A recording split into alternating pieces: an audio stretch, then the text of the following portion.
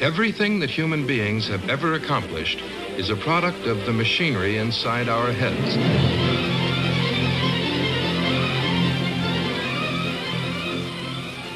This is the size of the human brain, the organ of the mind of man.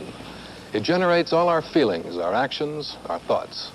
There are new ideas about how it works, about waking and dreaming, about our emotions and the strange partnership of mind and body, about how we see and how we remember, even where consciousness operates within the brain. So tonight, we'll examine that imprecise quality, human nature, and search for the powers within this lump of tissue. I'm David Prowett of National Educational Television. The life of the mind is still deeply mysterious, and some of the distinguished contributors to this program will dispute the approach we've chosen. But it leads us, at the very least, to remarkable new discoveries about the mind of man. Our search begins here in London and will take us around the world, not only to Western Europe, the United States, and the Soviet Union, but to India too, where the yogis say they can exert amazing mental control over their bodies during meditation. In New Delhi, we begin our first experiment.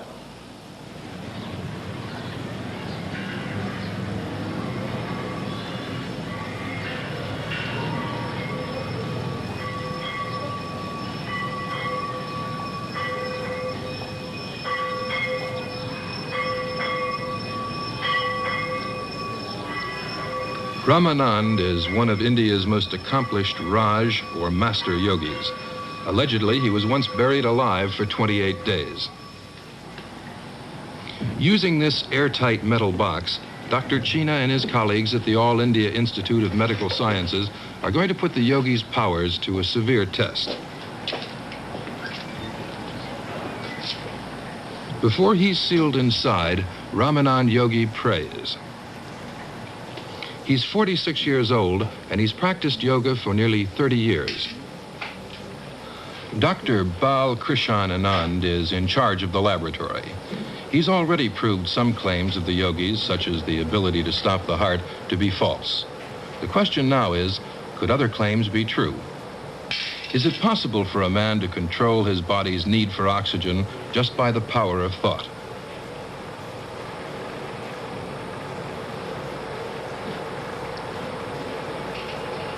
These wires will measure electric rhythms in Ramanand Yogi's head. They'll be the main guide to this state of mind during this remarkable experiment. And for recording the yogi's rate of breathing, this tube. One problem Ramanand faces is the suffocating effect of carbon dioxide, which will build up as he breathes the air inside the box.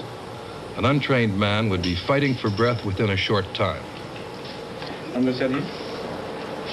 Chaliye andar.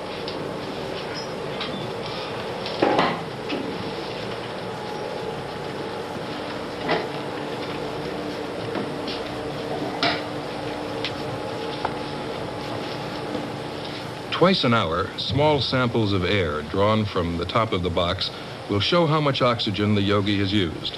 The doctors have already calculated his body's basic needs at complete rest.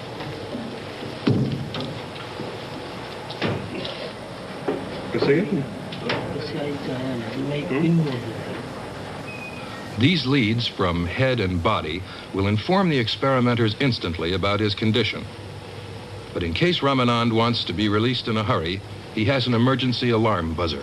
Yogi ji जब ये button दबाएगा बाहर आवाज आएगा तो उससे हम आपका बक्स खोल देगा इसकी आवाज ऐसे आएगा तो इसको ऐसे दबाना है ये ऐसा दबाना चाहिए हाँ ऐसे दबाना है और जब हमें आवाज आएगा तो हम आपको खोल देंगे Everything's ready now for the box to be sealed. I want to get started.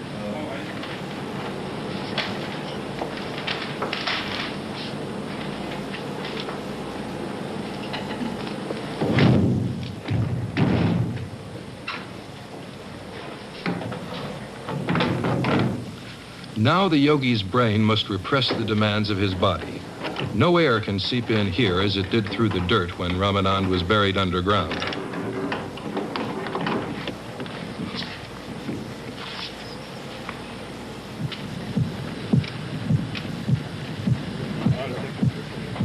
The dancing pens report the yogi's condition. There's no outward sign of the battle that's beginning between mind and body. The heart beats steadily. These unusually rhythmic waves on the electroencephalograph show that the yogi's brain is very peaceful indeed.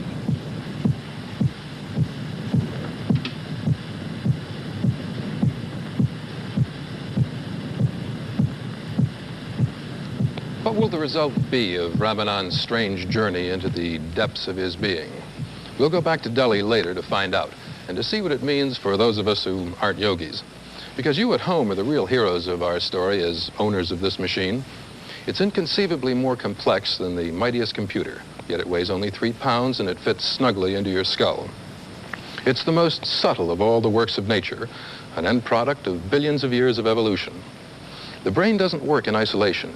It's both servant and master of our bodies. Every experience, every sensory impression, every thought we've ever had, every second of every minute of every day has left its influence. It inherits 50,000 years of human progress and tradition. The brain itself has not changed since our forefathers lived in caves. The armchair psychologist could miss important features of his mind if he forgets it evolved for practical action. This mind machine supplied the hunter's skills of hand and eye, his quick wits, and the communal bonds of emotion and language. But the dreamy hunter turned out to be capable of much else besides, and his powerful brain changed the natural world to suit itself. As we saw in those rhythms from the yogi's scalp, the human brain is an electrical machine. Inside my head, billions of nerve-like living cells are carrying a chatter of electrical impulses through a vast forest of connections. Many communicate with the outside world, but most of them talk to one another.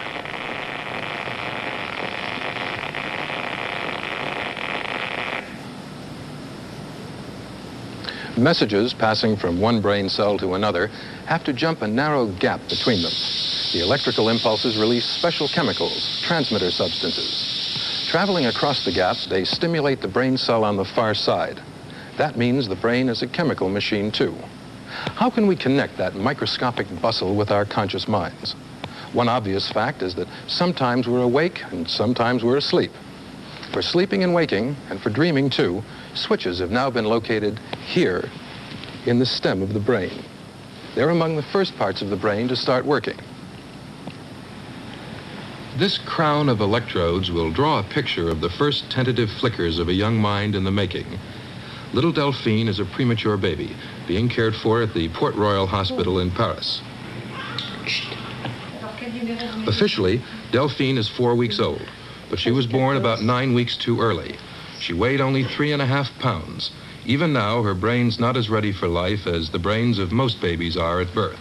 Bouche, les mots, pieds, mains, tête, deux mains. Physicians now have to find out the baby's true stage of development so she can receive the right care. Her brain rhythms give clues about that to neonatal research specialists Nicole Monod and Colette Dreyfus-Brissac. It was Dr. Dreyfus-Brissac who discovered the telltale changes in brain rhythms of premature babies, indicating their true ages since conception. This baby is already old enough to show the typical pattern of quiet sleep.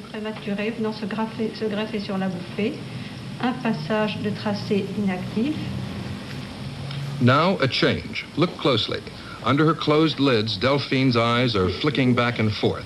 This is called REM, rapid eye movement, and her brain reflects this normal state of sleep by beating out a different rhythm. This active sleep is the first state of sleep that's recognizable in premature babies. We know that during active sleep, older people have vivid dreams, but who can imagine what's going on in this young mind? Adults begin their sleep in the quiet state, then move to active. Babies start with active sleep, then spend more than half their time in it. The machine monitors her eye movements.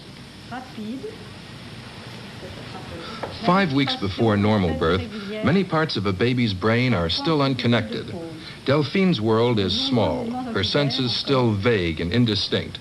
But her brain's electric rhythms show that the switches of sleeping and waking have begun operating, switches that involve chemicals at work in the brain.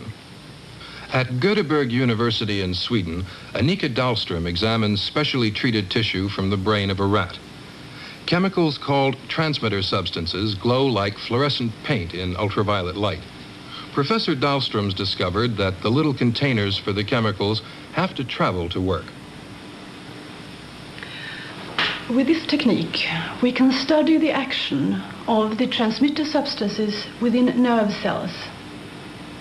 Now, these substances are specially designed to transfer messages from one nerve cell to another in all parts of the body, including the brain. Now, in order to be able to carry messages, these transmitter substances must be stored in special small particles called transmitter granules. In this preparation, we can see a bundle of nerve fibers from a rat. A thread was tied around this bundle at the dark area to the right.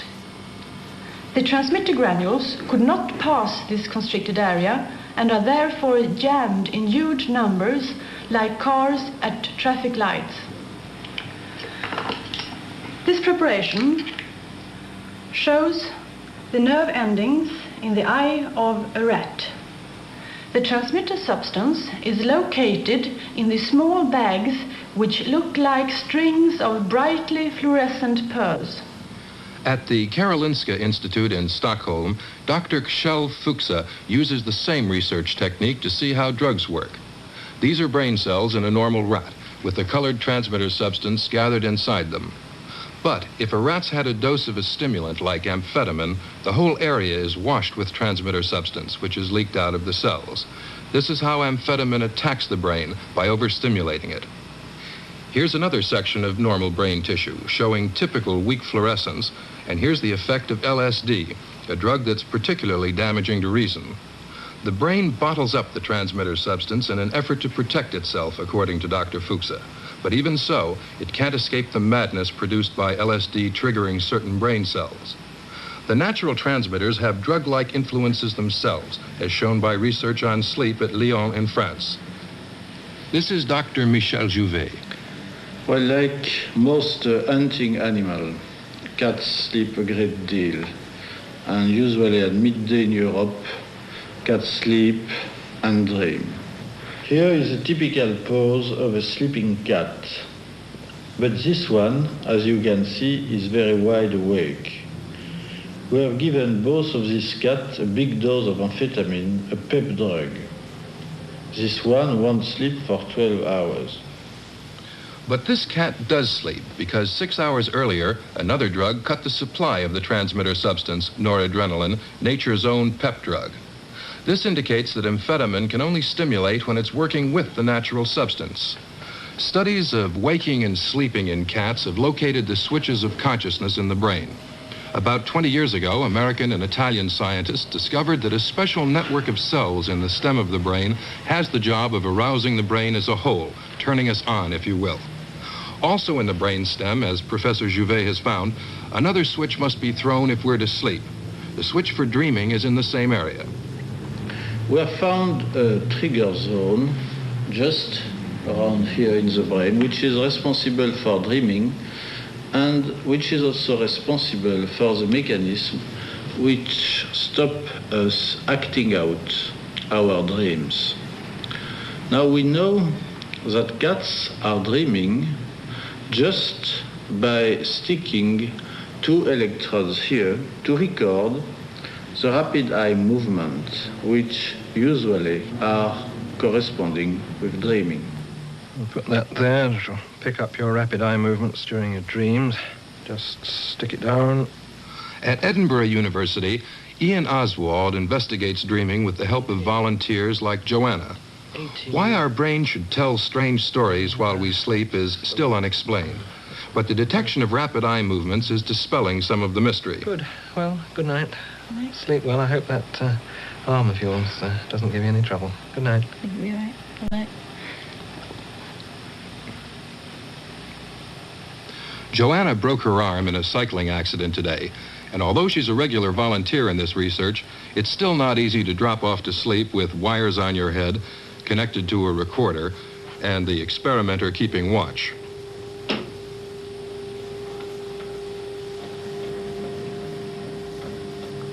The machine that records Joanna's brain rhythms and eye movements will use more than 1/4 of a mile of paper before morning.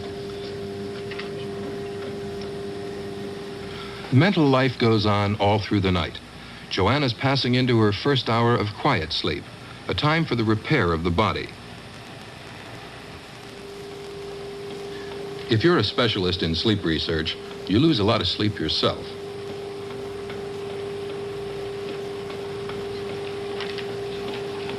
At last, the strong, slow brain rhythms of quiet sleep give way to faster activity associated with dreaming. The eyes begin to jerk about rapidly. Joanna is now dreaming. Every healthy adult dreams for about 2 hours each night. Most of us just don't remember it. The recorder is a surer guide. During active sleep, we're also sexually excited.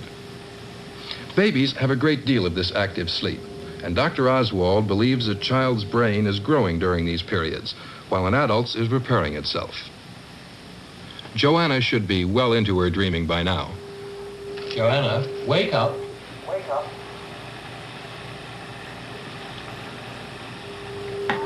Have you been dreaming? Someone was talking to me just before I woke up, but before that, I was thinking about an old district in Edinburgh which was suddenly becoming named public place because everybody could go there and talk about anything they liked, and therefore it was at the service of the public. And then these two strange beings arrived looking like pirates, and smashed two bicycles together and were sort of dancing up and down on the bicycles, and a crowd of people were watching and telling themselves seriously that they were being educated by watching this.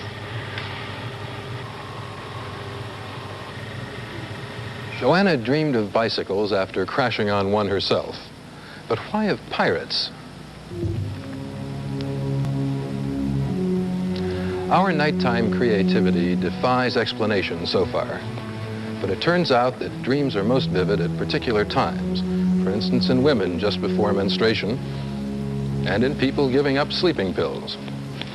The brain's more democratic than experts used to think. The brainstem, down here, is a channel selector and volume control for all these executive regions on top. We've also heard about chemical influences on the brain by natural transmitters and by drugs. Of course, alcohol and other traditional drugs told of a chemical factor in mental life long before the potent new drugs appeared. But seeing how amphetamine and LSD attack brain cells to produce states resembling insanity may help to dispel any glamour that remains in taking them for kicks. Some of the mind drugs are very valuable in psychiatric hospitals, but their abuse by healthy people is terrifying. As researchers find out more about how the drugs work, antidepressants, stimulants, tranquilizers, psychedelic drugs, we can expect to see ever more potent and specific agents. So if we don't lick the problem of abuse quickly, it may get past solution. People could become chemical automatons, changing their moods with a chest full of pills. Memory. That's what we turn to next, a most important ingredient of the human mind, but not easily accounted for. The Montreal Neurological Institute in Canada is a famous hospital where surgeons often have to remove diseased parts of the brain. This is the right-hand side of a living human brain exposed during an operation for epilepsy. The patient stays awake and reports his feelings while an electric probe explores the brain surface. The surgeon can then cut out large portions of brain tissue without harming the patient's memory or mental powers. Memories are somehow scattered and repeated in the brain. But you have to be careful. Two regions under the side of the brain turn out to be essential for laying down new memories. In one grim case in the United States, a surgeon interfered with both these regions in a young epileptic. The man concerned can remember almost nothing that's happened to him since then for more than a few minutes, the span of what's called the short-term memory. In the normal brain, learned information passes from that short-term memory into the more permanent record of long-term memory.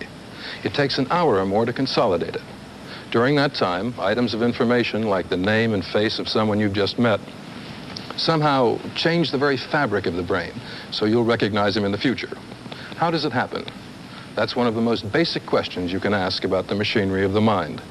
The commonest opinion among the experts is that learning and memory depend on changing or reinforcing particular connections between brain cells. The lasting importance of nerve connections appear in a situation which shows resistance to learning, as we'll see in a short piece of laboratory film. It's from Roger Sperry of the California Institute of Technology. A tadpole had pieces of skin on its back exchanged left to right and right to left. Now the frog's grown up. When he's tickled on the right, he scratches himself on the left. But if he's tickled where the skin's not been crossed, he scratches the correct side. From the lower piece of skin, the nerves are still saying left side.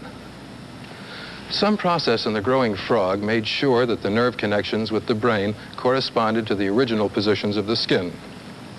There must be some kind of chemical tag on the nerves. Does another kind of tagging allow for altering connections during learning? The search is on for chemicals involved in the learning process. This rat is right-handed. It's clear which paw he uses given a free choice. But he's going to learn to use his left paw. Here at the University of Göteborg in Sweden, they've used this procedure many times to find out what chemical changes take place in the brain during learning. Now the rat can reach the food pellets only with the left paw. He has quite a difficult task, like that of a right-handed human trying to write with his left hand.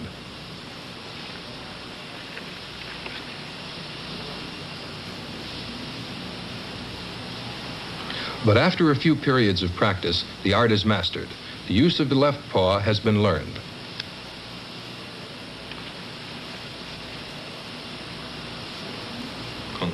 Dr. Holger Hedén on the left here and his colleague, Dr. Paul Lange, developed special techniques for finding the chemical changes that took place in the rat's brain during learning.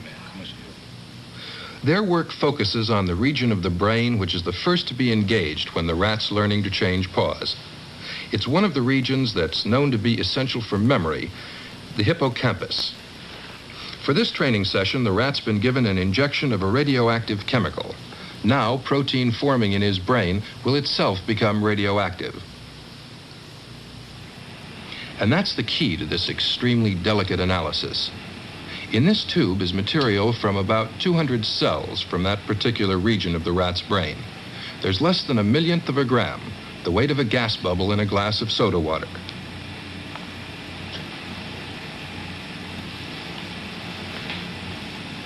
The brain material is transferred to another tube containing a special jelly. The material will now be electrically drawn into the preparation. Since different kinds of protein molecules in the brain material travel into the jelly at different speeds, they'll now be strung out like runners in a very slow race.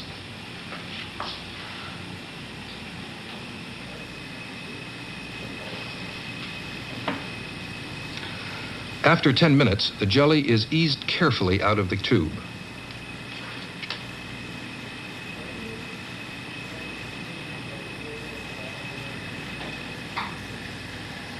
Then it goes into a stain, which will make the proteins visible.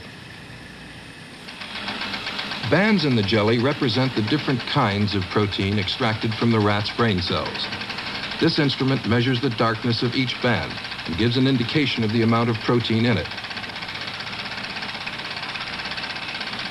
Eventually, each protein type finishes up in a sensitive Geiger counter. Its radioactivity will tell how much of it was formed during that last training session.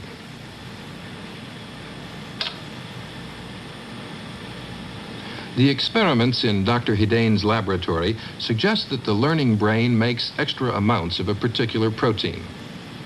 These 3 bands are proteins from brain cells of an untrained rat. From the cells of a trained rat, 4 bands. The extra band and the one near it are forms of a brain protein called S100. According to Dr. Hedén, they were made during the learning period. The real meaning of this discovery is still controversial, but in California, a leading investigator gives his views, Dr. Samuel Barandez. All cells do jobs as individuals. The special problem for nerve cells is to work together, to communicate with each other. Now, the way that nerve cells learn to form communications and pathways, we believe is due to protein substances on their surface. The experiments with frog skin show that certain of these connections or pathways are inborn and unchangeable. Other nerve cells, we believe, have the option of forming new relationships or strengthening other relationships during the course of adult life. We believe that this change in relationships also requires protein. Now, the work that Hidane and Langa are doing is an attempt to find proteins which are made during learning. In our own work on inhibitors of protein synthesis in nerve cells, we find that when you block the making of proteins in nerve cells during learning, long-term memory is markedly impaired. Now, the major point of all this work is that we're beginning to think of nerve cells and the nervous system not only as a box full of electrical components, but as a bunch of blobs of protoplasm which make use of common mechanisms, the making of protein for one, for a very special purpose, to communicate with each other.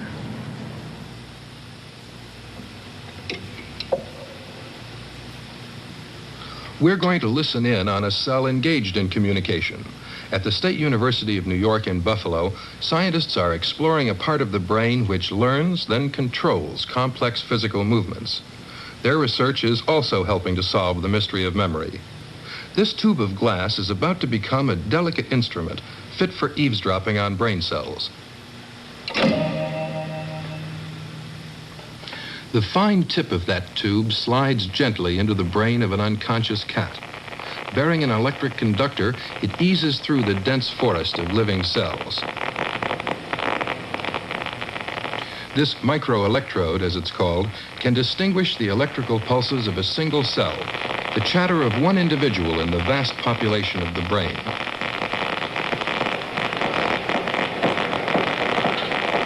In this small room, shielded from all outside electrical interference, an international expedition into the darkest continent of all, the living brain, is in progress.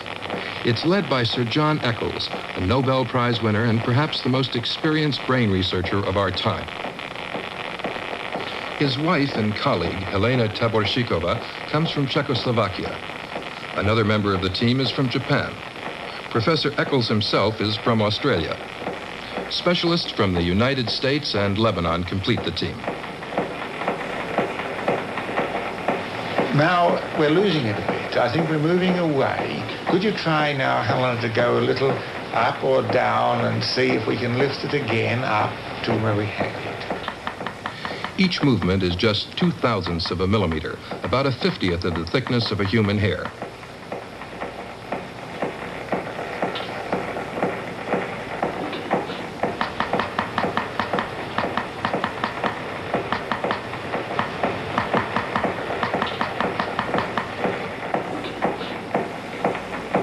Yes, there's the pulse coming up now. That should be climbing fibers, I think, shouldn't it?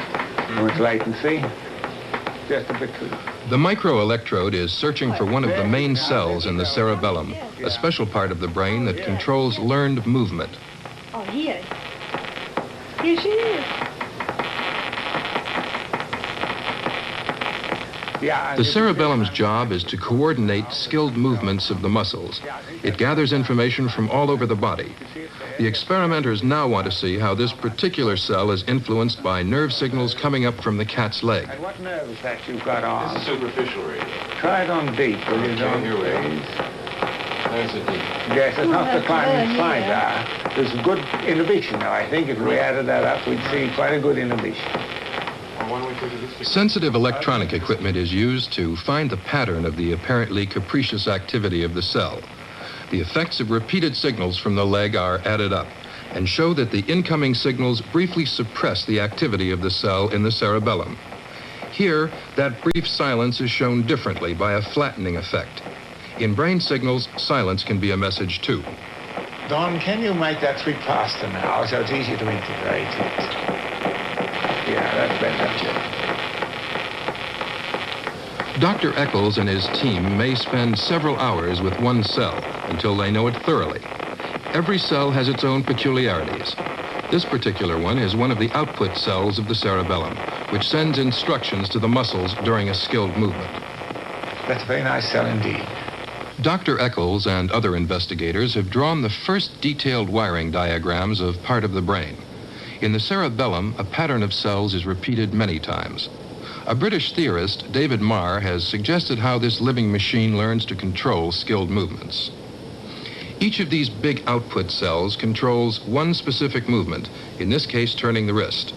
We'll see how the massive nearby cells help teach it when to operate. This child, learning to drink from a cup, has to think what she's doing. What next? The cerebellum receives signals that the cup has touched the lip. Special cells broadcast the news.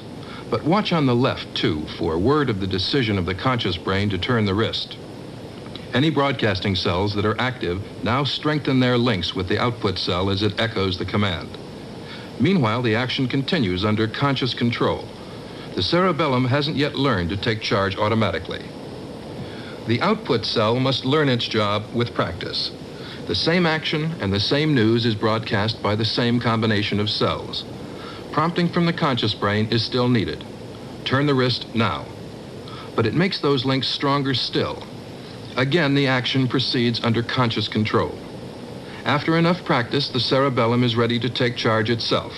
The news of cup-touching lip, broadcast by the same set of cells, turns the wrist without any conscious decision because the links are now sufficiently strong. Turn the wrist now. The order goes out to the muscles and the cerebellum has learned another skilled movement. Many circuits like this take part in drinking from a cup, and one circuit can be needed in hundreds of different actions. It can learn to respond to news of other situations. For example, the wrist has also to turn when we strike a match. Now, a different pattern of signals will trigger the same action. In a most economical way, one group of cells stores information about many different tasks. The same principles may well serve in other parts of the brain for learning and remembering using comparable circuits of cells. But that isn't the whole story about the control of movement. The simple action of raising a coffee cup to my mouth involves two amazing things. Firstly, there is the machinery, the muscles, the thousands of nerve fibers, the millions of nerve cells that are concerned. Then there are the complex interacting circuits by which the cerebellum takes over all of this and gives me the smoothness of operation as when I put my cup to my mouth. The second amazing thing is the will. How by taking thought I can carry out any action that I please. If anybody tells you how that happens, don't believe him. We still are completely ignorant of the way in which mind controls the operations of nerve cells. It is very humbling indeed for a biologist to be faced up with the problem of how a human mind can control movement in the beautiful and subtle way that you now see.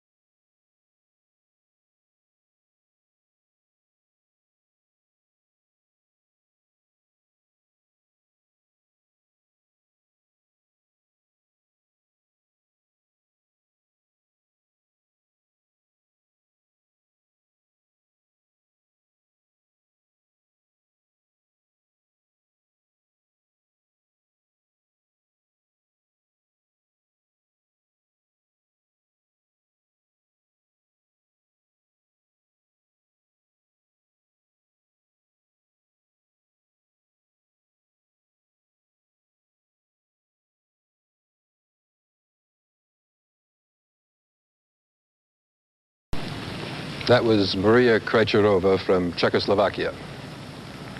The question of how the brain learns was baffling only a few years ago. We've seen that it's gradually yielding to new discoveries. The regions essential for implanting long-term memory, the way the same regions in a rat make special proteins during learning, and how the cells in another part of the brain remember past activities by strengthening their mutual connections. But the brain might not bother to learn anything if it didn't have motives for doing so.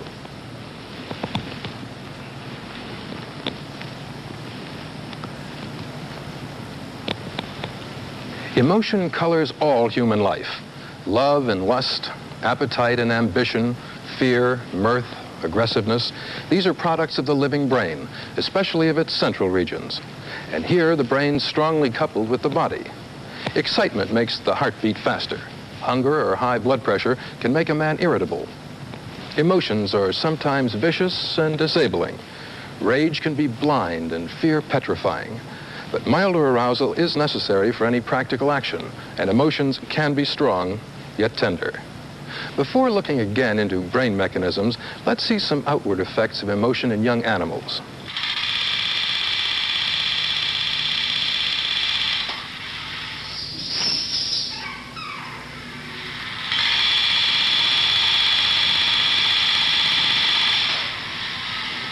When there are monsters around, this young monkey clings to his mother. He was reared as an orphan, and this cloth-covered stand took the place of his natural mother. He clearly prefers it to the more lifelike doll in the same cage. At the University of Wisconsin, Dr. Harry Harlow has spent many years finding out how the capacity for love and friendship develops in young monkeys. These youngsters have grown up with cloth mothers, but they're accustomed to playing with other monkeys of the same age. Psychologists often say that boys and girls learn their differences in behavior from adults, but Dr. Harlow finds the differences are inborn. Young monkeys who've never met an adult play in characteristic style according to sex. These are young males. Young females simply don't wrestle like this.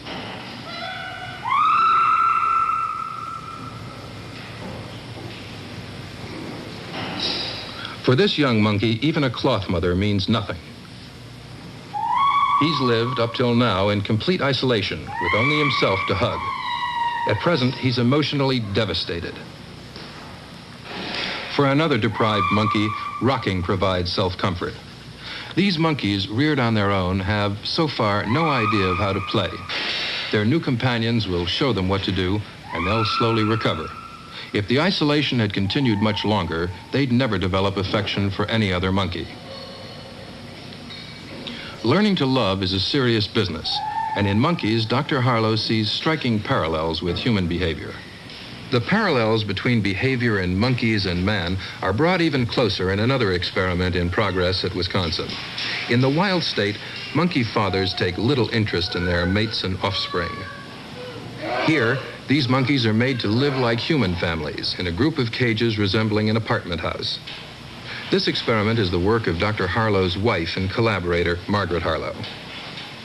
The normally promiscuous male adults have to stay with their mates because the front door is too small for them to leave. But the youngsters are free to play together in the yard. So, the fathers just have to make the best of their enforced domesticity. In more normal circumstances, it's rare to see an adult male minding the baby. Here, it happens. As with humans, the neighbors have their little disputes.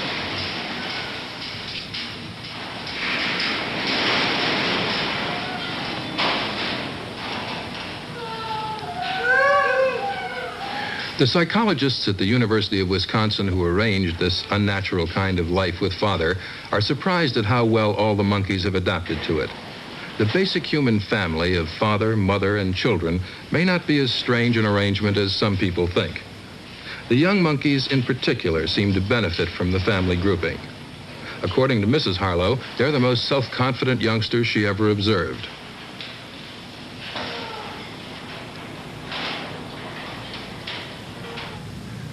How does the brain generate our impulses and emotions? At Stanford University in California, Dr. Seymour Levine tackles part of the question. Most of you will agree that sex is a unique creation of nature, but it may not have struck you that sexuality and brain complexity have evolved together.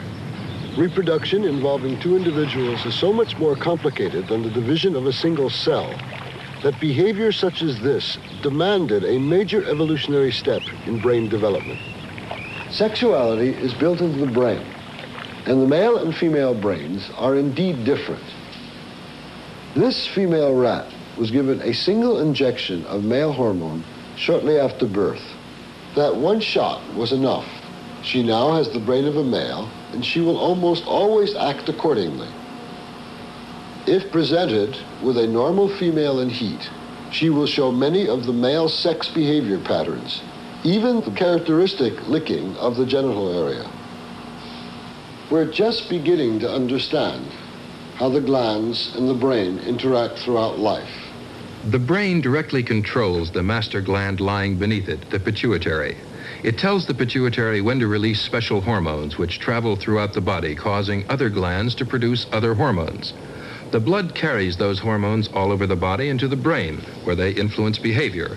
Some pituitary hormones encourage self-preservation. Thyroid hormone keeps body and brain active. Adrenal hormones serve in time of stress, while female sex hormones operate the menstrual cycle. One pituitary hormone makes the ovaries produce estrogen. That sex hormone induces the brain to release another pituitary hormone, causing ovulation. 2 weeks later, the woman menstruates, and the cycle starts all over again. Estrogen builds up to trigger the release of the ovulation hormone, and again, menstruation. This is the rhythm that is broken by the contraceptive pill, which basically misleads the brain. Shortly before menstruation, a woman is 4 times more likely to commit a crime than at any other time. There is also, during this period, a marked irritability and depression. Now, the cause of these emotional states appears to be that at that period of time, there is a sudden shift in hormonal levels prior to the switchover to a new cycle. This is the area of rat brain controlling the pituitary, the master gland that regulates the hormones of the body. The green fluorescence in the outer layer shows the chemical transmitter dopamine. And this is from the same area of a pregnant rat. And notice the absence of transmitter in the outer layer. We think that this is due to the fact that the brain is so busy inhibiting the pituitary to release eggs from the ovaries that it's using up its transmitter at a higher speed. And this general region of the brain, which so powerfully controls the chemistry of the body, is called the hypothalamus. Our basic drives come to a focus in the hypothalamus, a region near the top of the brainstem no bigger than a thimble. Activity here can cause aggressiveness. The sexual drive starts here. When we're thirsty, it's this region that says so. Here, too, are the dieter's controls, switches for hunger and satisfaction. The brain also has its pleasure centers. In return for electrical stimulation here, laboratory animals will work until they drop. Yet the hypothalamus is only one cog in the complex machinery of emotion. Squirrel monkeys use a wide range of actions and calls as signals of emotion. This male is the ruler of his little colony. But he has a surprise coming today. Dr. Manfred Maris is going to challenge the dominant male's authority. This experiment is being done at the Max Planck Institute of Psychiatry in Munich. Dr. Maris has remote control of the brain in another male monkey, who will be the challenger. The cap is a receiver, and beneath it, wires run deep into the monkey's brain. All is peaceful at present, and the subordinate male keeps his normal place. And here's the boss again, content in his authority. When the subordinate monkey receives a mild electrical stimulation in a chosen part of the brain, abnormal behavior will begin.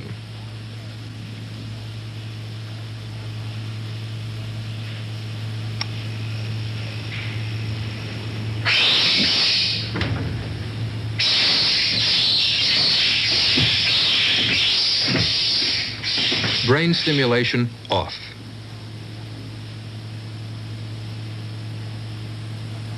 The German experimenters are seeking a better understanding of emotions and their outward signs by using remote control of the brain.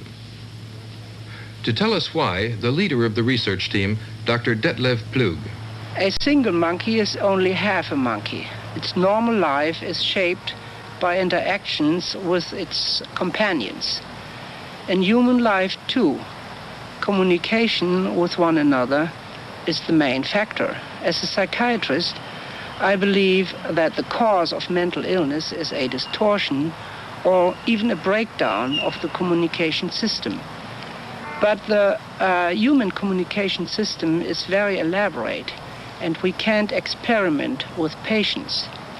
That's why at a psychiatric institute we investigate the gestures and calls of these animals. These calls can now be produced at will.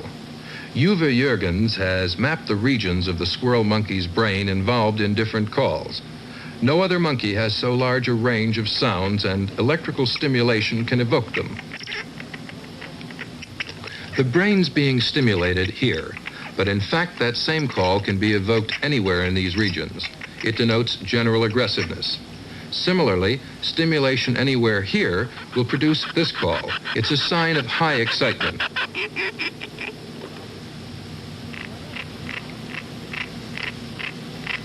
That's a threatening call. This one is probably used just to attract attention. Large, deep-lying areas of the brain operate in each emotional state. The calls simply communicate these states to other animals. Up to now, no animal could tell human beings exactly how it was feeling. The next goal in the Munich experiments is to find out more precisely how each call affects other monkeys. The squirrel monkey's calls are a powerful new tool for finding out how the brain produces emotion. Like monkeys, when we humans express our emotions, we inevitably influence the actions of other people. Unlike monkeys, we can reflect on our emotions and channel them, which gives a special dignity to human life. There they are, citizens of Montreal, going about their business efficiently and politely. How much more immune to emotional disturbance, don't you think, than a pack of wolves or a gang of monkeys? Appearances are misleading. Man is probably the most emotional animal of all. A pioneer of the new psychology that links mental and physiological mechanisms to explain emotion is Chancellor of Montreal's McGill University, Dr. Donald Hebb. Nobody would seriously suggest for a moment that the spider is capable of emotional disturbance. The rat may be capable of some fear, but that's about all. With the dog, we have something more complex. The dog is capable of jealousy, of grief for a missing master, and certainly of fear. But with the chimpanzee, we've got something that's very human. The chimpanzee that is teased in feeding may sulk for weeks, and shown a death mask like this may be utterly panic-stricken. Notice that progression. The price of intelligence is a more complex brain, more easily disturbed, more vulnerable to emotional disturbance. The temper tantrum of the human child is an example of pure, unadulterated emotion. He grows out of it, you say? If he does, I'm wrong. The theory I'm working with says that the human grown-up is twice as emotional as the 3-year-old. How does it concealed? Well, how long is it since you told that neighbor what you really think of her? How long is it since you handled a corpse? It seems to me that society is structured by human beings so as to protect them from the consequences of their great capacity for emotional disturbance.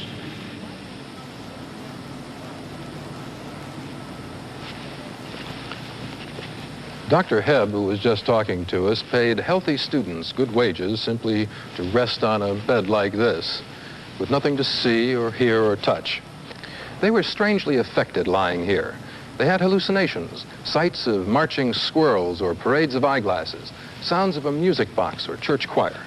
For those who endured a few days, the world seemed distorted afterwards, and for a while, simple tests were difficult to do. Small wonder that solitary confinement is used in so-called brainwashing. For normal efficiency, human brains depend on a continuous inflow of information. Some need more than others, but we're all vulnerable to boredom on the one hand and to overexcitement on the other. Studying emotion in patients is not a proper matter for surgical experiment, as Dr. Plug declared. But 1 or 2 clinics elsewhere have put wires deep into human brains to produce emotional effects by electrical stimulation, as in those monkeys we saw. However these experiments strike you ethically, such cases confirm that the emotional machines in human heads are like other animals.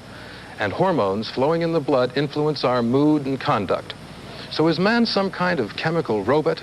Should brain research make us scornful about human nature?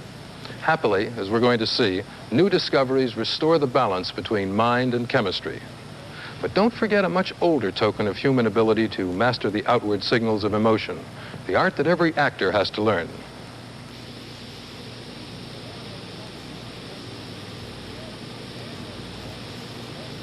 Take it off, it's hideous. Here comes a candle to light you to bed. And here comes a chopper to chop off your head. Take it off! Goosey, goosey gander, where do you wander? Upstairs and downstairs and in my lady's chamber. There I met an old man who wouldn't say his prayers. So I took him by the left leg and threw him down the stairs. Take it off! Jake, it's not funny. Yes, hold it there a minute. I think that bit can probably be tightened up quite a lot. There's a bit where the tension here is going out of it as you're doing the second part of Goosey Goosey Gander. What you want is not just a reaction to an executioner's mask. It's not grand guignol in that sense. But it's the feeling that this man is raping your soul, stealing your personality. So to get that in, I think, why not try a bit of the mirror game? See how it goes, yes? Close observation of each other. But him taking everything from you and mocking you with it, mocking you with yourself, so that he drives you in on yourself to the edge of a nightmare. That's really what one's after.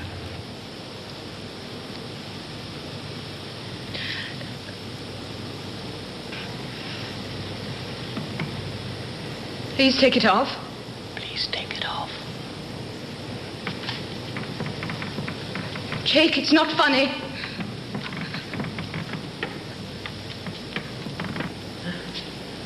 What are you going to do? Go on.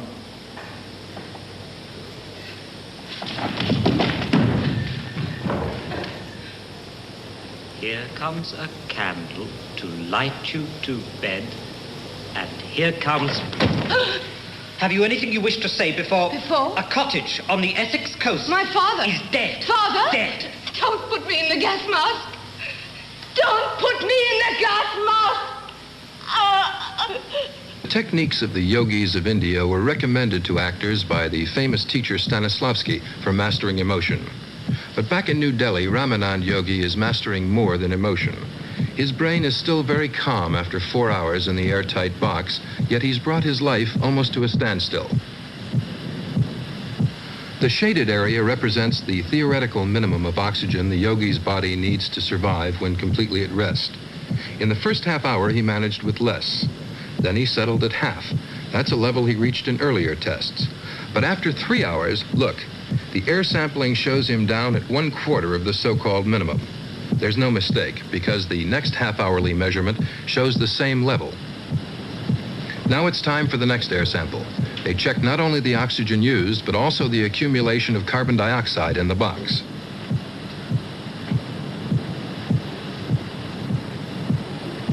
But already the team at the All India Institute has found that the yogi, strictly through mental control, can cut his oxygen requirements far below the theoretical minimum. Oxygen that's needed for the most basic routines that sustain and repair the body. So here's a case of mind over matter, a triumph of the human brain over chemistry and over the glands and internal organs, systems usually thought to be self-governing. It's like willing your hair to grow more slowly. Professor Anand is equally surprised by the yogi's continuing peace of mind, apparently undisturbed by the rising concentration of carbon dioxide in the box. In the Bhagavad Gita, holy book of the yogis, it is written, "As a blazing fire turns fuel to ashes, so does the fire of knowledge turn all actions into ashes." But you don't have to be a yogi to take some control of your body.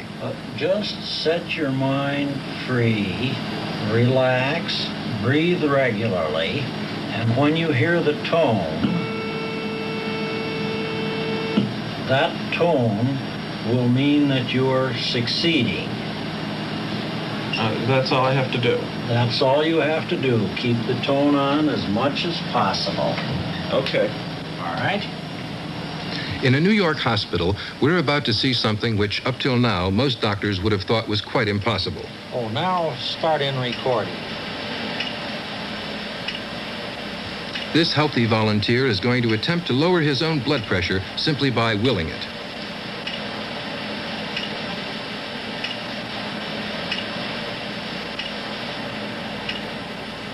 Coming down.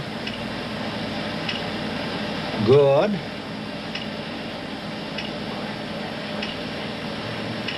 Coming down.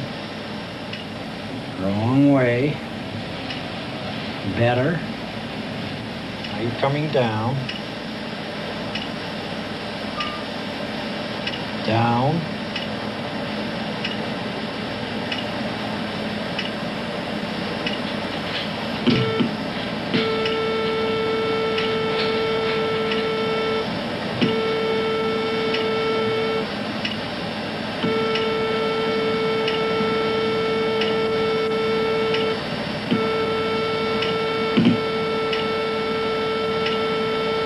Good. You're keeping it on a long time. Very good. Excellent.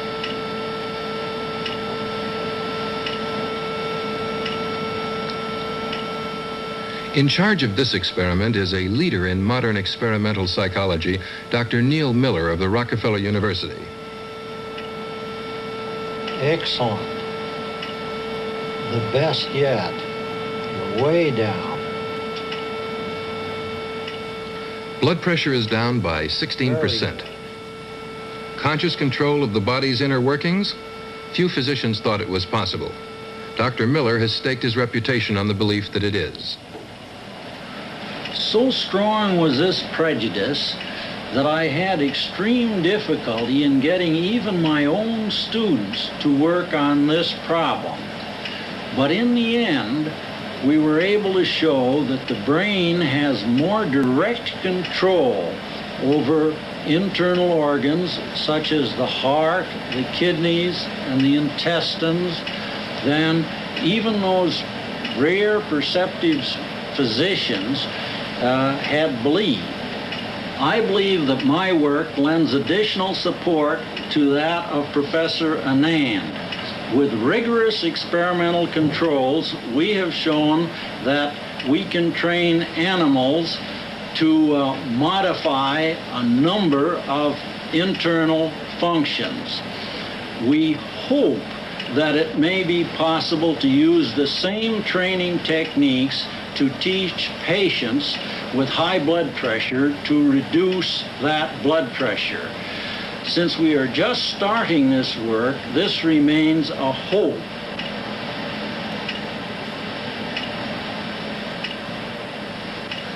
Dr. Miller speaks modestly. His work could mean a revolution in medicine when its full import sinks in.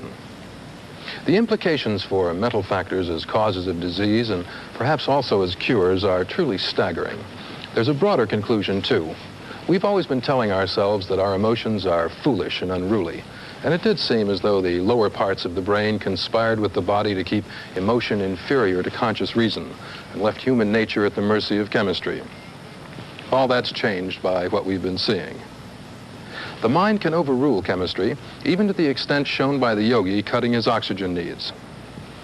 The brain connections thus confirmed should help to scotch the old idea that emotion is foolish while reason is wise. They're equal. In this age of H-bombs and napalm, should we bet on logic to save us or on love? So far, we've been dealing mainly with deep-lying mechanisms of the brain, including the brainstem with its switches of sleeping, waking, and dreaming, the cerebellum and what it shows about the machinery of memory, and central regions that organize our drives and emotion. But our powers of seeing, thinking, talking, and so on seem mainly to lie in the roof of the brain. After a brief pause for station identification, we'll be back to explore these higher parts of the machinery of the mind of man.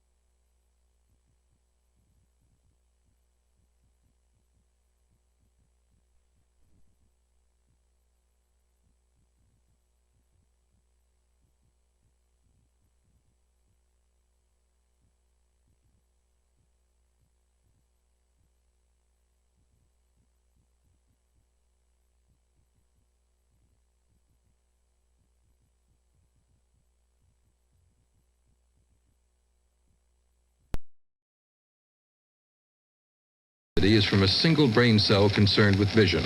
It lies in the back of the cat's head. The cell sometimes responds to, sometimes ignores the moving bar of light in front of the eyes. This particular cell, monitored by a microelectrode in the surface layer of the brain, reacts to a horizontal line in a precise area of the screen. Among the visual cells, there's an amazing specialization. The animal is under an anesthetic. We're at the Harvard Medical School in Boston. The microelectrode seeks out another cell in the visual region of the brain. At the projector is David Hubel from Canada. Torsten Wiesel from Sweden marks the screen as he listens to the cell. During 10 years of experimentation here in Boston, Hubel and Wiesel have uncovered the early stages in which the brain picks out features in the patterns of light and shade that fall on the eyes. First, lines and edges of a particular slope, then movements of lines.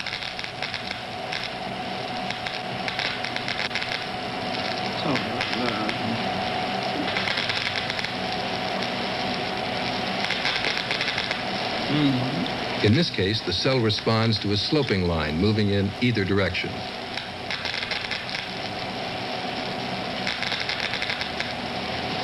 Every cell in the so-called visual cortex has its own special functions, and its functions are discoverable. In this part of the brain, mystery is giving way to detailed knowledge. Shall we map it out? Yeah. Taking the upper top. Yeah.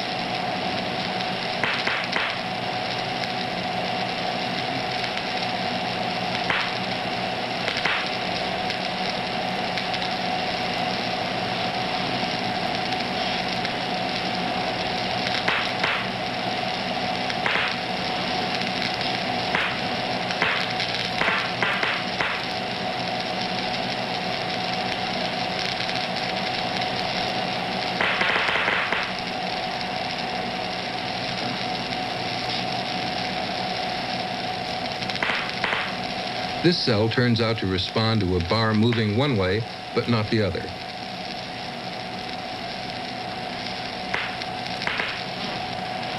But now, if Professor Hubel makes the line of light longer, the cell ignores it. Nothing at all.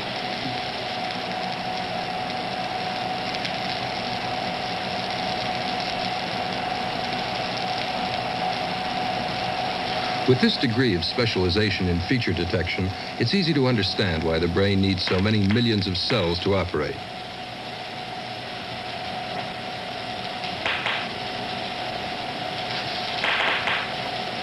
Very good.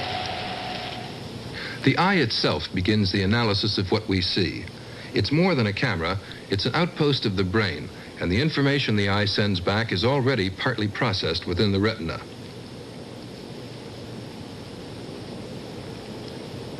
Millions of sensitive detectors react to the light focused on them, but among them, master cells compare the signals from many nearby detectors and pick out bright spots or dark spots.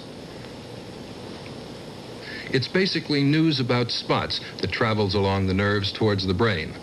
The message is made clearer still at relay points where adjoining nerves interact. The signals may stop actions by one nerve and trigger another. Cells at the back of the brain review the information from many nerves, looking out for lines or edges of particular slopes or for movement. Each cell watches for one feature.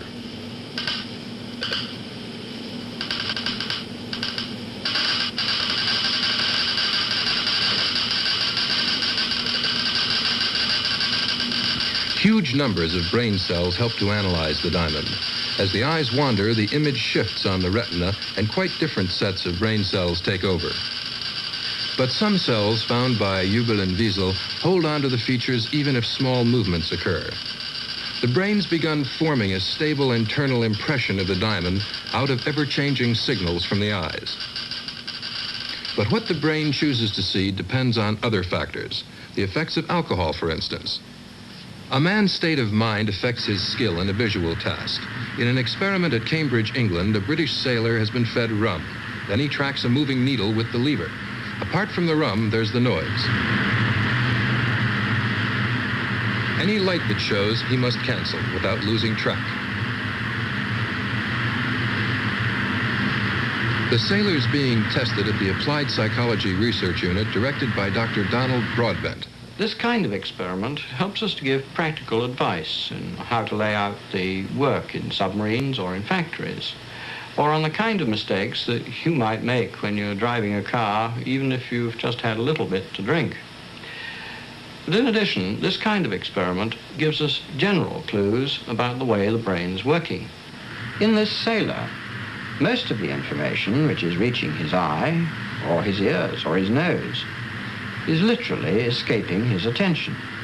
And stresses like noise or alcohol as well as emotion and other kinds of excitement, are narrowing his attention. His brain's made a bet, as it were, about what's going to happen next. So when that rare light comes on, he doesn't see it, or he hesitates. Now, attention is the bit of the machinery that decides each moment what it is that you're going to notice, and therefore what it is you're going to do. None of us can take in all the time all the things that are striking our eyes or our ears. For instance, if you've been trying to make out what color my eyes are, then I'm afraid you may have missed some of the finer points of what I'm trying to say. And because of this kind of thing, therefore, there seems to be a sort of filter inside the head which protects the big machines right in the middle against being overloaded. The brain sees what it chooses to see. But how does the chatter of cells in the back of the head become a recognized object? In this case, a turning box. You may see it suddenly turning the other way. Your brain makes instant decisions, right or wrong, about what it's seeing. And what about this object?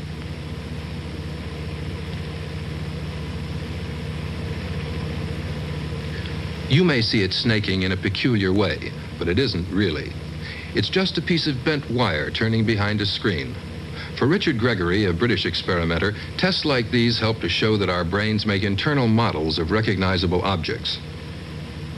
This cube has lost some of its edges, but you may still be able to hold on to its shape as it turns. The idea of rectangular boxes is extremely familiar. But you've never met this shape before. You've no model of it in your head. Apparently, we don't see objects just as they are. Instead, our brains make abstract models of them. Nobody knows the precise machinery at this stage of perception, but we don't have to think it's a supernatural process. Even electronic machines can learn to recognize everyday objects. In Edinburgh University's Department of Machine Intelligence and Perception, this object tests the powers of a robot to pick out its special features and say what it is. A television camera is the robot's eye, but the real work of recognition is done by a computer in another room. 3 ingenious programs supply it with processes of perception like those which must occur in the human brain. The first step is analysis. The robot assesses the brightness at each point. The aim is to organize the scene into regions of light and shade. Where the scanning lines cross, the robot is exploring the light region inside the rim.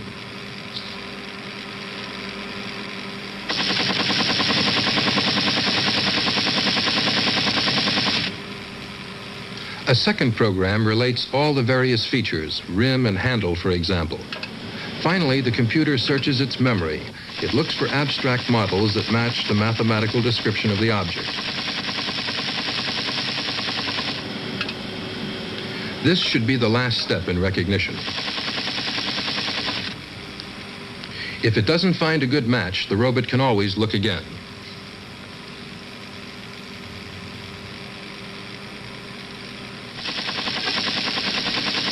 It says a cup, and it took 11 minutes.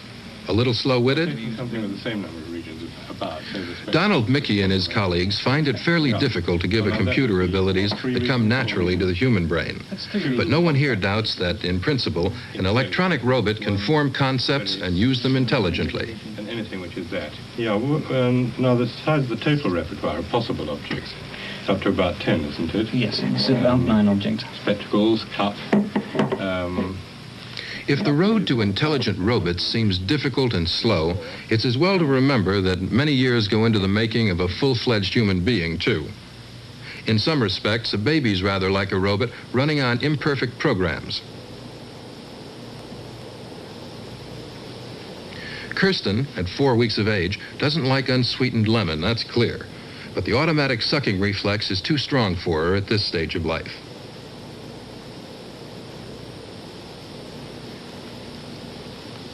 Anne, 14 weeks old, another piece of lemon.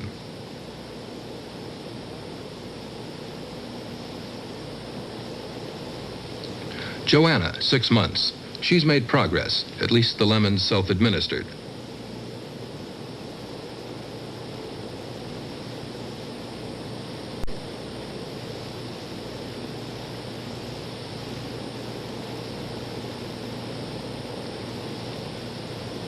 Rachel, 9 months.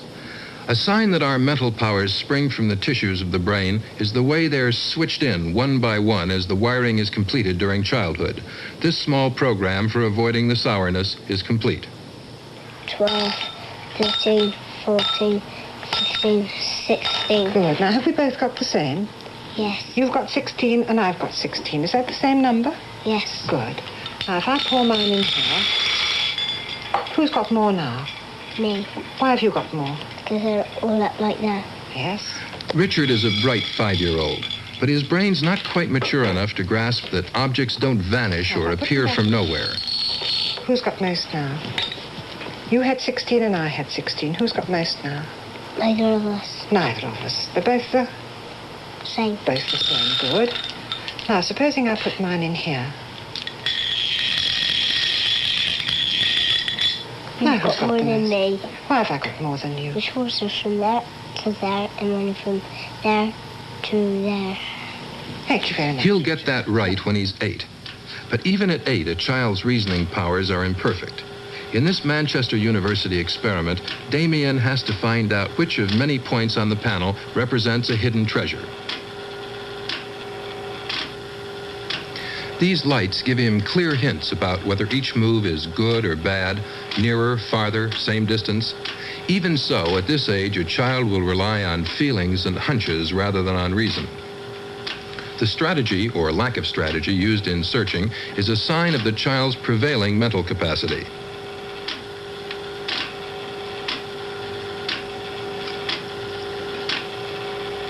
But in the end, Damien locates the right point. Ah, splendid. You found the hidden treasure. For John Cohn, the searching mind automatically tracked is fascinating to observe. Mental searches for words and ideas are closely related to these outward searches. There's a much more systematic search in progress. Shirley is 13. In mental capacity, she's just about fully mature.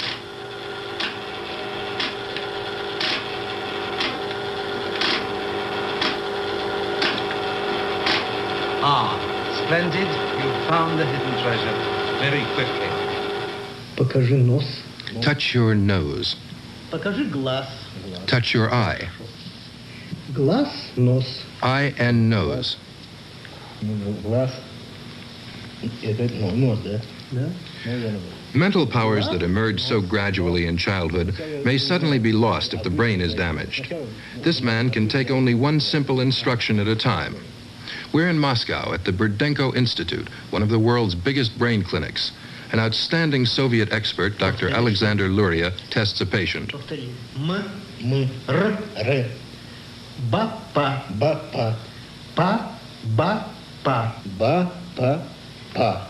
Не так. Не так? Не хватает. Ну, как браться, не видно число.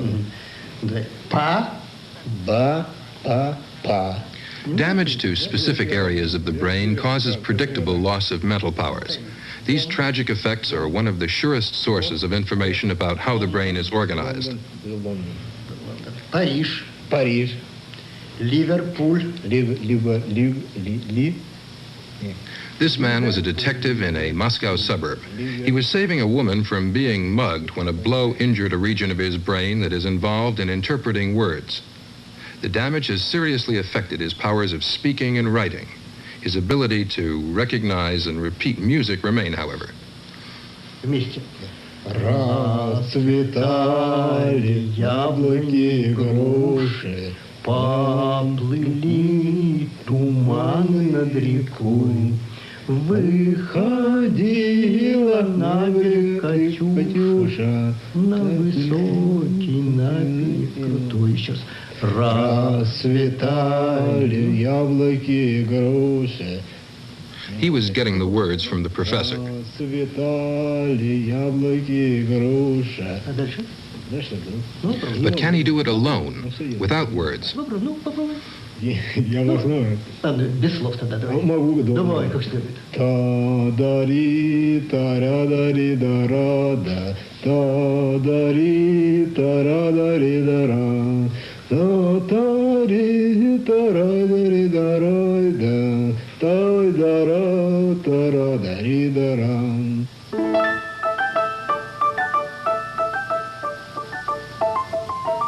The separation of speech and musical powers in the brain is well known. Another of Professor Luria's patients, a Russian composer, Shabalin, wrote this work. He conceived it even after a stroke had left him unable to understand speech. Here was the damaged area. But understanding music occurs on the other unharmed side of the brain. Shostakovich called this composition of Shabalin's the brilliant work of a great master.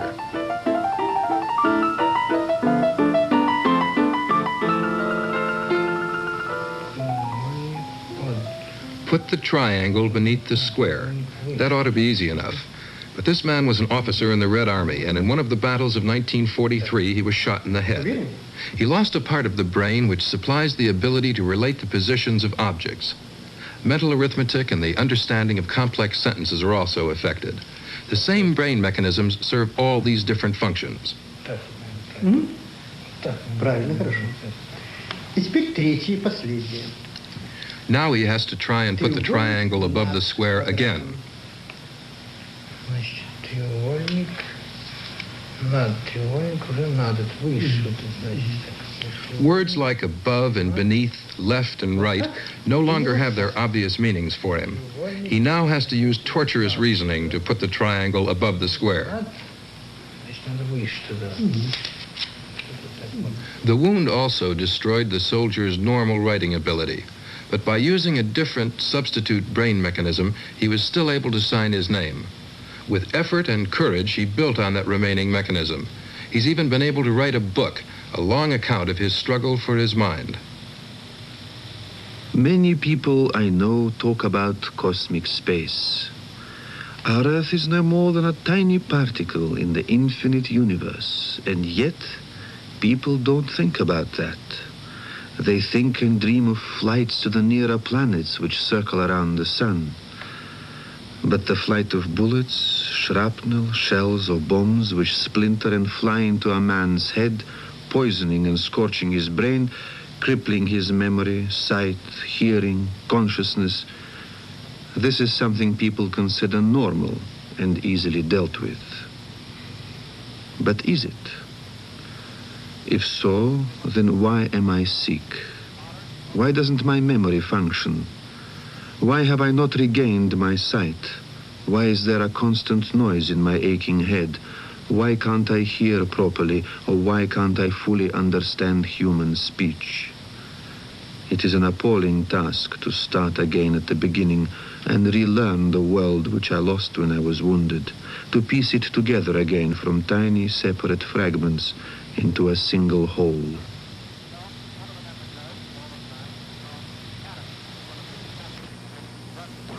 Would you say this woman in the painting was a beggar because she's stooping a little?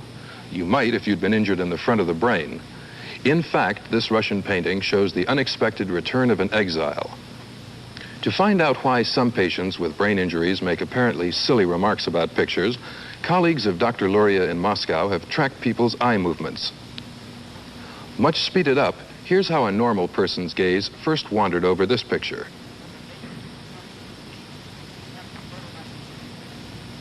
Asked how old the people in the picture were, he studied their faces.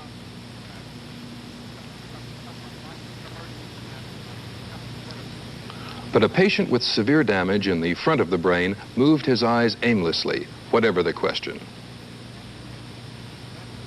Planning action and anticipating its effect seems to be the work of the frontal lobes of the brain, which are particularly big in human beings.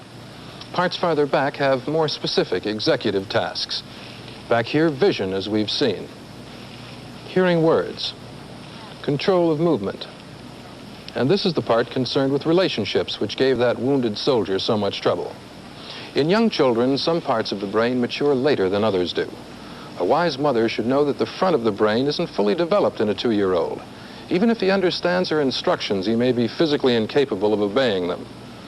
We saw examples of how the human mind emerges as the brain grows in childhood. It passes through critical stages, and it can be affected by upbringing. In a Massachusetts hospital caring for unwanted children, brain scientists found small babies lying in cots like this with nothing to look at. They asked permission to brighten up the visual world of the cots. Then the babies learned to coordinate hand and eye movements 7 weeks earlier than babies in the plain cots had done. But the worst blight on the brains of the world's children may be malnutrition before or after birth. International field work in Guatemala is confirming that severe malnutrition during infancy can impair mental powers, probably for life. The effects of poor feeding are likely to be worst when the brain is growing most rapidly. Very recent research has now established 2 times of rapid growth at around 5 months before birth, and again from 15 weeks before birth until more than a year after birth. So nutrition of the mother matters too. Several million infants each year suffer severe malnutrition. Hundreds of millions experience milder deprivation. The total loss of human brain power is incalculable. Now let's go back to that experiment in New Delhi. You'll remember we left the yogi deep in his trance in his airtight box, and now he's showing signs of disturbance. Dr. China is on watch, and it's nearly 6 hours since Ramanand Yogi was sealed up. Just in the past half hour, the yogi's begun showing effects of the rising carbon dioxide in the box. The trance isn't as deep as it has been. Heart rate and breathing are faster and less regular. The next air sample is due now.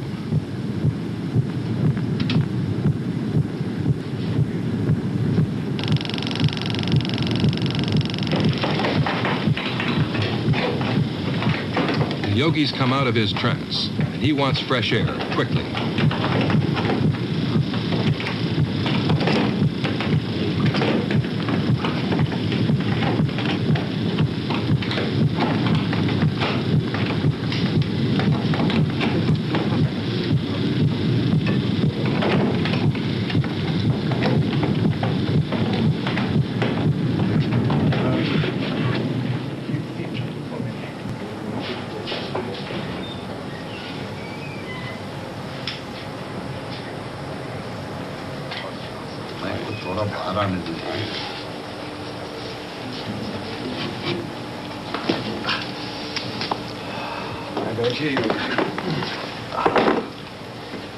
ये क्या हो गया योगी जी? ये बहुत दर्द है जी। छोड़िए।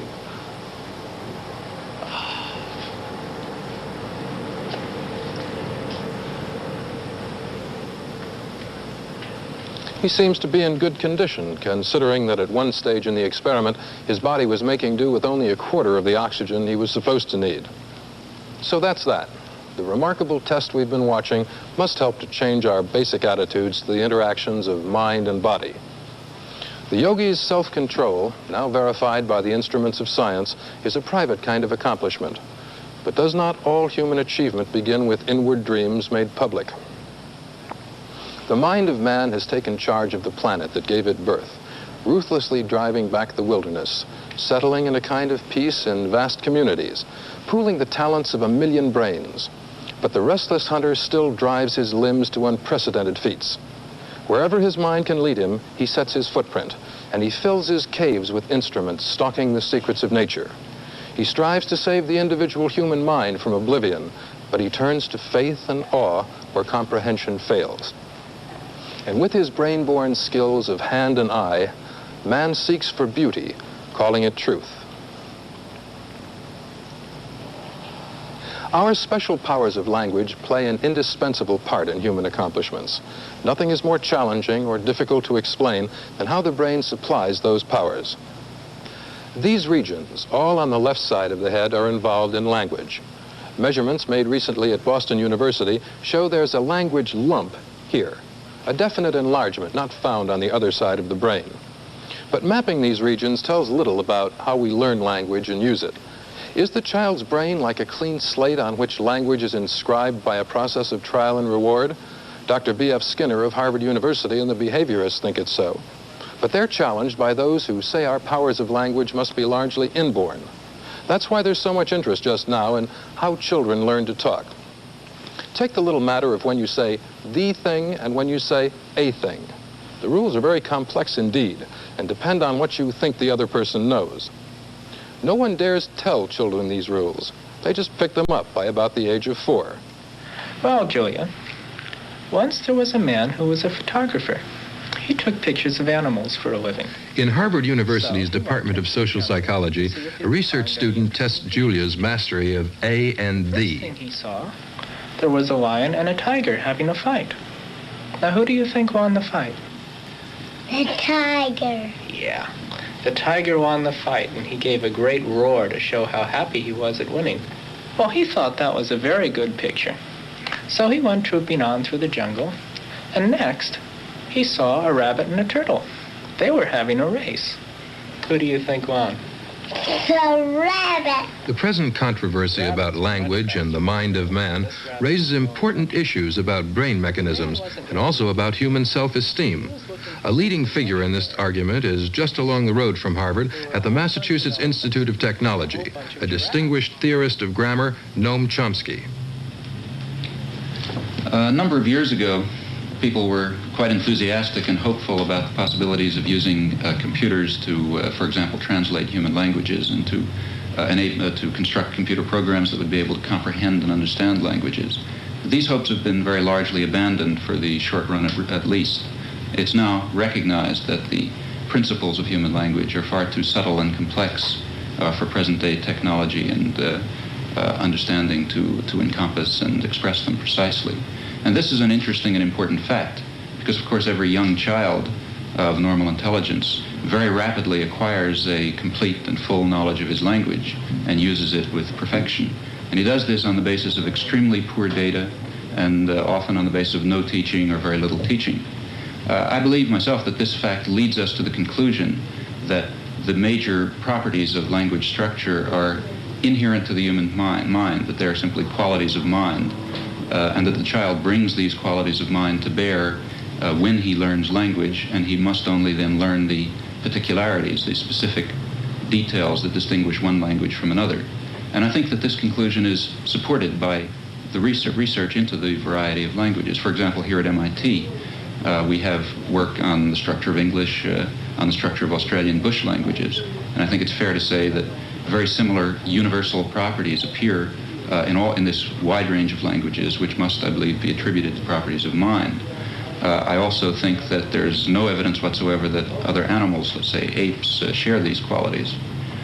Furthermore, I don't think that we are led to the conclusion that there's anything mystical about this. No doubt someday physical properties of the brain will be discovered that account for these at the moment quite incomprehensible innate abilities. But this is far off, and I believe we therefore must be quite careful not to underestimate the originality and skill and the depth of the properties of mind that are revealed when a simple child uses an original sentence. Remember we play a game with the cars all going down the hill? Dr. Chomsky's work restores our sense of wonder about human powers, but whether his theories are right, only patient research will tell. Let's get them all close to you. I'm always tired too because my mother always wakes me up and say, "Uh-oh." That goes our way. All right. I'm just trying to get this set up. Bard is an autistic child. In autism, the natural powers of language sometimes fail and children may act like deaf mutes, although there's nothing physically wrong. In these circumstances, Dr. Skinner's principle of trial and reward can help to break through the barriers.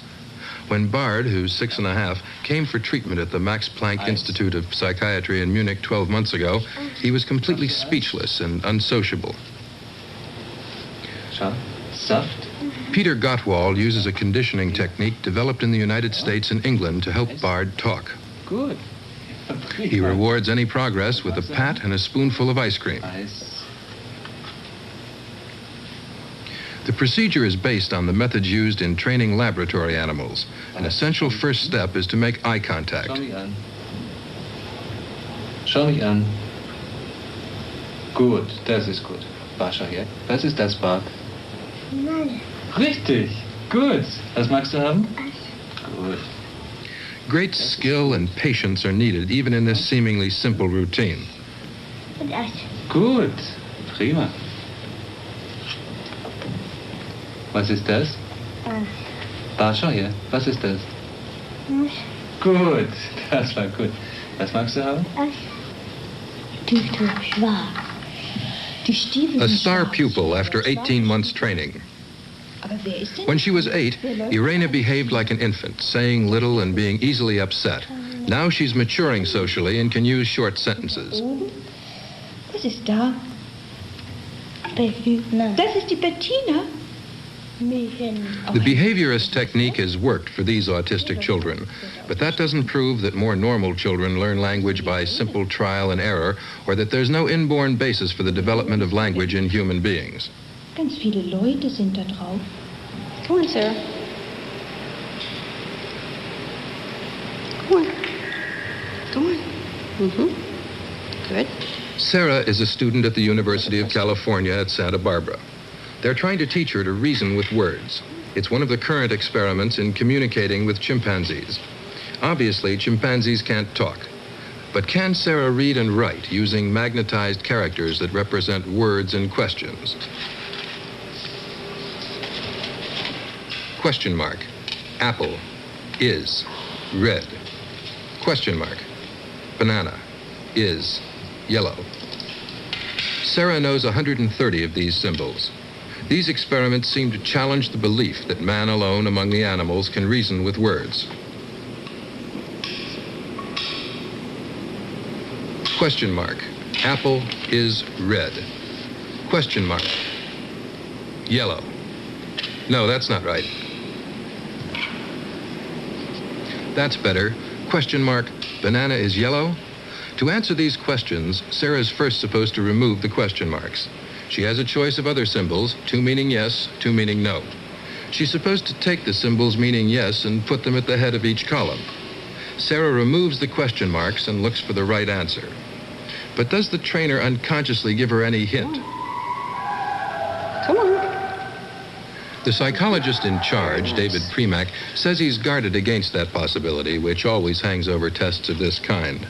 Other experts are impressed, but still deny that chimpanzees can use language in any human sense. Nevertheless, like other experiments with apes, this one reopens the question of whether the powers of language are truly unique to man. But it is relatively certain that no ape has ever asked himself how stars are born or how atoms behave. At the California Institute of Technology, Richard Feynman, theoretical physicist and Nobel Prize winner, seeks the answers to questions like this in an ambitious creative exercise peculiar to the mind of man. Sometimes I feel like an ape, trying to figure out how nature's going to behave, fooling around with all these symbols. I always thought about what it is that goes on when I think about these things, and I realize it's a big mix of pictures and symbols, and in my head is a kind of confusing mess.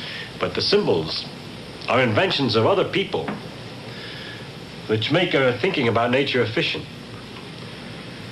And so I have a great advantage over the apes because I have the experience of all the other individuals who've invented these things to help me to think. And I've invented some things too. There's a thing called a Feynman diagram that other people use that helps them to analyze the way nature's going to behave. My father got me interested in all these things by telling me how wonderful nature was, and teaching me how to think about things and what pleasure it is to look at something from a new point of view. But he couldn't ever know the terrible excitement of making a new discovery. You get so excited you can't calculate, you can't think anymore. And it isn't just that nature is wonderful, because if someone tells me the answer to a problem I'm working on, it's nowhere near as exciting as if I work it out myself. I suppose it's got something to do with a mystery. And that's the mystery of how it's possible to know something, at least for a little while, that nobody else in the world knows. And to know how nature's going to behave in a situation that's never been tried before. How is it possible? What have we got in our heads that make it possible for us to find such things out?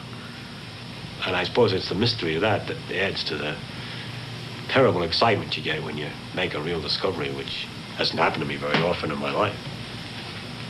So I keep trying. Whether it's concerned with universal laws or with the appearance of a hillside, the human imagination seems boundless. Knowing so little about the functions of the mind, what can we say about the brain mechanisms that can allow man to create a work of art? Marc Chagall is one of the great painters of our time, noted for his strange mixtures of the real and the fantastic. The imagination builds on basic functions of the brain. The machinery of vision, which makes mental models of objects, serves in imagining as well as in actual seeing. Genius is indeed close to the anguished inventiveness of madness, or the unreal flow of ideas when drugs interfere in the transmissions between brain cells.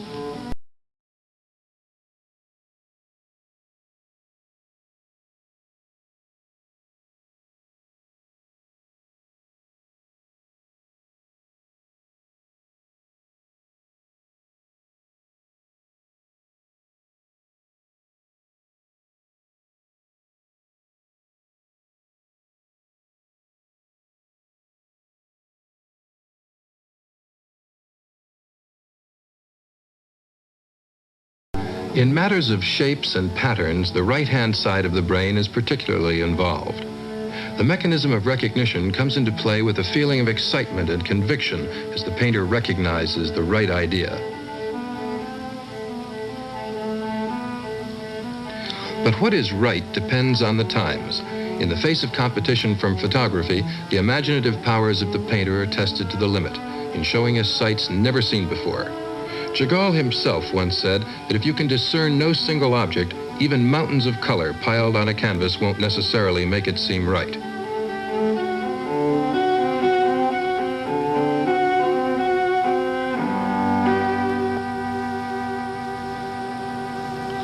In the greater realms of imagination and language, the maps of the brain become sketchy. Successes with more ordinary powers like moving and seeing may be putting brain research where astronomy was in Galileo's time, when man began saying the planets were not propelled by angels and our world might even be in orbit around the sun.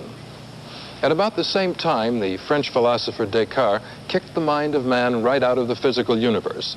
He declared that mind and matter could not interact, and so allowed the soul to be immortal. But his separation of mind and matter has endured with both the main forms of psychology of the 20th century.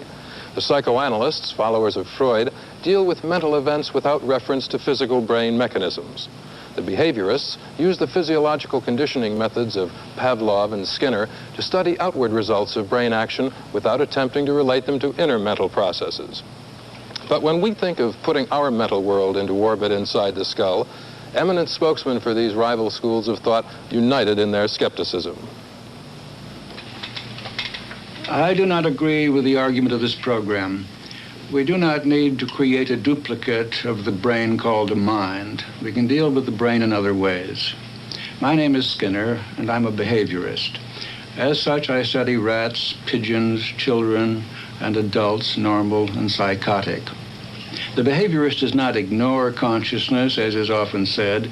He simply deals in other ways with the facts which are said to show that a person is conscious. In explaining these and other facts, he emphasizes what has happened to a person during his lifetime. Naturally, the brain plays an important role in bridging the gap between what has happened to a person and his current behavior. Eventually, the physiologist will tell us how the brain does this, but we cannot wait for him because we must get on with the analysis, and in particular with applying it to the solution of problems in the world today. This program is misconceived if you think you'll learn much of the human mind by looking at brain mechanisms. Knowing how a television set works tells you nothing about the content of the programs. My name is Maine, and I'm a psychoanalyst, and this means I have to switch on the set and listen. My colleagues and I listen hard to our patients and try to understand the depths of the mind in what we hear. I deal in concepts, unconscious concepts, such as envy, gratitude, joy, grief, revenge, and remorse. These are matters of mind, and they're no less important than molecules or brain cells. Indeed, in terms of man's daily experience, they're a great deal more important and more convincing. Today's emphasis on atomic sciences and methods and their mimicry by biology poses a needless threat to our humanity if it's to lead men away from their own inner awareness just because it can't be put under some microscope. Study of externals, animal behavior, ordinary human behavior, brain cells, and so on, have their own importance. But the study of man's inner experiences and their personal meanings for him is what psychoanalysis is about. It begins where this program leaves off. I have spent a lifetime studying the working of the nervous system, but have not yet begun to understand how my brain gives me consciousness. In fact, all I know is what my mind gives me in perception and memory and imagination. By seeing, hearing, and touching, I come to know a world of nature. And as a scientist, I try to understand that world, including even my own brain.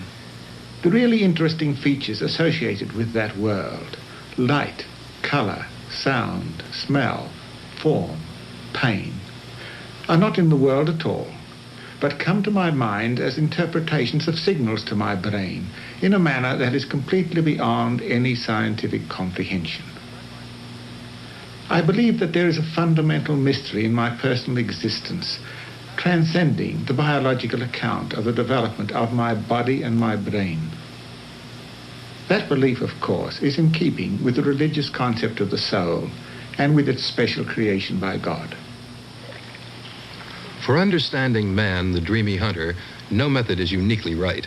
Yet science is now leading us into the mazes of the brain for some of the answers. One successful pathfinder for this new approach to mental life, which we've followed in this program, is the Canadian Dr. Donald Hebb.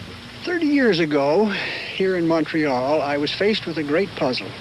I was studying some of those patients with large chunks of brain removed and could find nothing wrong with them. Nothing wrong with memory, nothing wrong with their intelligence, consciousness unimpaired, which was, indeed, a very great puzzle. In the years that followed, I developed what might be called, I think fairly, a crackpot theory, but that's had some support. It implied that thinking consists of the interaction between brain cells and nothing more, that consciousness, that intelligence is a function of the interaction of brain cells, that emotionality will increase as intelligence increases, that the more intelligent a person is, the more subject he is to emotion.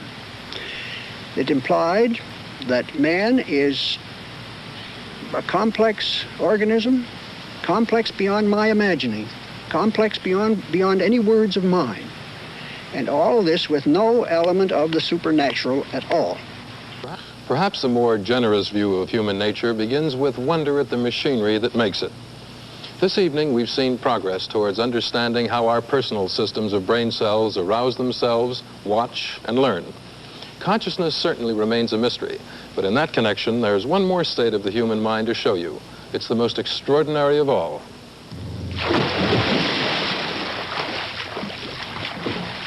A few years ago, the life of this Los Angeles woman was in danger. She suffered from frequent severe epileptic seizures that stormed across her brain. A surgeon, Dr. Philip Vogel, decided on a treatment of last resort. He split the upper parts of her brain. The connections, which normally carry a continuous stream of information between the two big hemispheres of the brain, go by 3 thick cables of nerve fibers. The surgeon cut them. When this drastic treatment first came into use, surgeons were amazed to see no resulting disturbance of ordinary behavior in their patients. This patient now leads the normal life of a housewife. The operation left untouched the nerves that direct the incoming signals from the right side of the body into the left side of the brain and vice versa. Although the two sides of the brain are now separated, the eyes and other senses help in sharing information, and the hands still cooperate skillfully. No wonder surgeons first thought that splitting the brain had little effect. Only recently have careful psychological tests shown that the split brain operation leaves the mind in a very strange condition indeed. In fact, it creates 2 separate minds under the same skull. The split brain condition has nothing whatever to do with the so-called split personality of the insane. Instead, it gives new insight into normal human consciousness. This lady is quite sane in both her minds.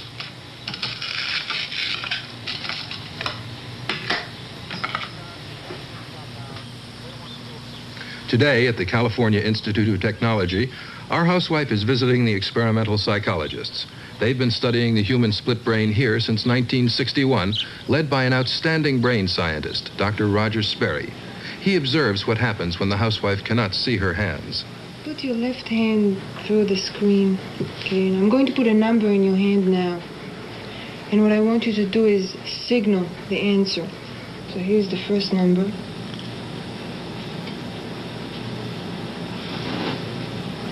Can you tell me what that number was? 4. Okay. Now let me give you another number. The housewife feels with her left hand, which means the information goes to the right side of the brain. That right side doesn't control speech, but it can count and it can signal. Can you tell me again what the number was? 6. Okay, now let me give you another number. Only the left side of the brain can talk, but it has no idea what the numbers are. It just guesses.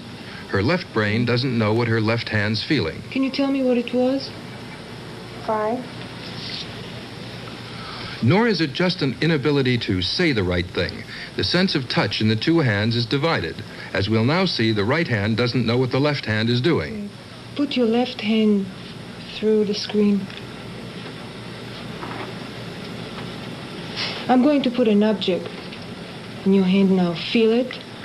And then I'm going to take it away. And I'll ask you to find it again. Okay? Okay, now see if you can find it. When you find it, hold it up. The left hand and the right side of the brain know all about the cup. Now I want you to find the same object with your right hand. But the right hand and left side of the brain know nothing about the cup.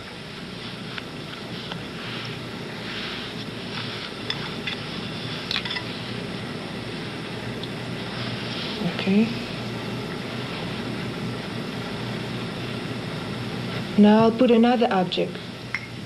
Left hand again. Ah, that was a giveaway. The other side of the brain may have heard the sound of the brush. Try to find it with your right hand.